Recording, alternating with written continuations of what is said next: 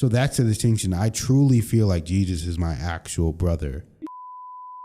Han Meditations. Hey guys, I am Han. This is my wife, Kelly. We are Han Meditations. Today we're going to be reacting to a bunch of videos, so let's just get into it. We want to know why Islam is the one true religion. We're going to keep looking up different videos about Islam. We're going to be expanding it. We're going to take it as far as we can take it because that is our true goal in life. So let's go ahead and do this.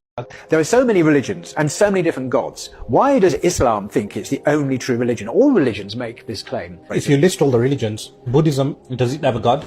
No. Hinduism, does it really have a god?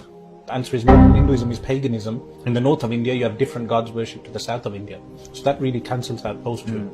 Then you have Judaism, Christianity and Islam. We won't count Sikhism because Sikhism is a later development from Hinduism and Islam and the clash with Islam. Judaism would be discounted because it has become a racial religion. So even if someone adopted Judaism, they will always remain a second-class Jew because it's a racial religion. So it leaves only the two religions. But in terms of Judaism, the concept of God or how they believe in God, very similar to Islam. Very similar. Yes? Yeah.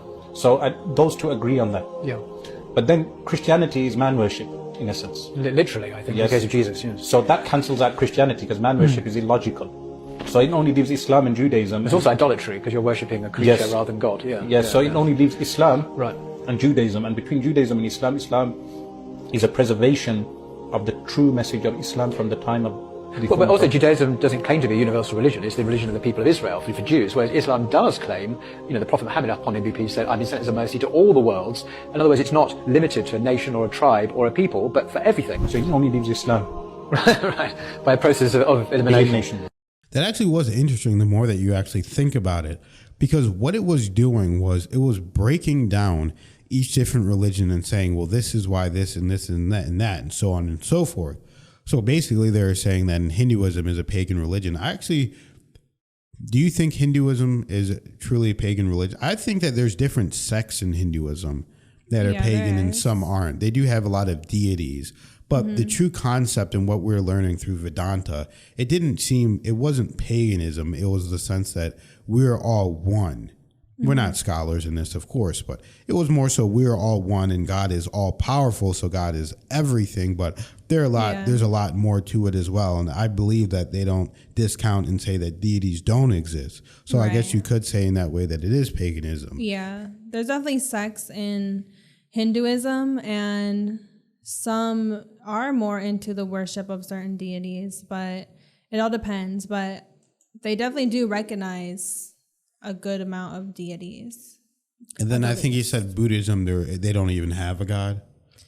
Right. So they don't have a god. Of course, if you see the statue of Buddha, again, that's where it gets a little, maybe a little convoluted, because it represents the Buddha, the man who found Buddhism, but they don't worship him, but like he's the guy, but he's not the guy, he's the dude, but he's not the guy.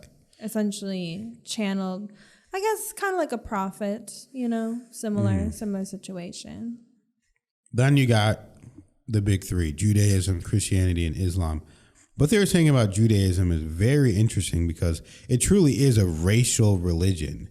And it's interesting because the people who are following Judaism now, those aren't the people that were living back in that time. I don't know exactly what happened. We'll have to do some more videos and research on them. But the history. Because even if you go back, there's a group in, I believe, maybe it's Ethiopia or one of these African nations that are claiming to be the true descendants of the Jews. And there's a DNA test that you can actually run to see if you have that DNA within you. And they actually had the DNA of the whoever it was, King David, or I don't know who it was. I don't know off the top of my head. I don't want to say the wrong thing, but they had the DNA of like the true lineage of the Jewish people, but they don't want to recognize them.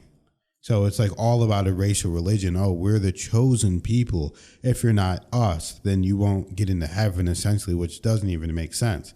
So, of course, they're going to be eliminated. And then they talked about Christianity and essentially worshiping a man instead of a god. So that is why they eliminated Christianity, which is very interesting to me because to me, yeah, because we talk about it all the time. We believe in the strong message that Jesus had, peace be upon him. Yeah, and he had a strong consciousness, a high level of consciousness. And we feel a connection to Jesus. I feel a very strong connection to Jesus. Or I'm talking to Jesus all the time. But I'm not talking to Jesus, praying to him, begging him for things. I talk to Jesus and I truly feel as if that is like my brother. So that's the distinction. I truly feel like Jesus is my actual brother. And the Father above us is God. Right. And I feel like that's where a lot of people get the whole situation twisted or misconstrued, where then they start to believe that Jesus himself is God, which in a way we are all God, because God created us. So we are all a part of God, but we are not gods. Yeah. I firmly believe that we are not gods, but we are a part of God. And it is our role to bring God into our reality and into our life and become as much as we can, as godlike as we can, in a sense. Not to say we're going to be ruling over people or making decisions, but I'm just saying in pure of heart, because you don't want to be like Shaitan. You don't want to be like Satan. You don't want to be like a demon. You want to aspire to be God-like in that sense. Right, exactly. Where you are on a higher vibratory plane. But of course, we are physical human beings. We're not creating things out of nothing. We're not creating planetary levels and all that. But God did create us. So we are a part of God. And whenever you take God into your life, then God becomes a part of you and you let God in. Yeah, and God created us. God created this whole planet, every creature on the planet. But at the end of the day, we are special types of creatures, clearly. And with our actions and what we believe and what we represent, we can represent God and therefore have him in us because he is influencing us. And therefore we are spreading God across the world as well, if we're following in his path. So definitely agree, Han. Yeah, because you hear people say all the time, like, this place is godless. It feels godless. So what does that mean? God isn't there. So if you are not godless, then God is within you. To me, it's that simple, which proves that God is a part of us. And we are the same, because I believe that we are all one. And I believe that that doesn't conflict with the views of any religion if you really break it down to the eternal sense of it. Well, I'm sure some of them it does, but what I'm saying is just, my personal opinion. So thank you guys for watching the video, and thank you guys so much for donating. We have to say that every video because so many people donate, and we really do appreciate it because we're learning and expanding our views. And we actually have a copy of the Clear Quran right here. We always bring it with us everywhere, essentially, and we're going to be reading the entire book. So stay tuned for that, guys. And thank you for being here, and we'll see you in the next video.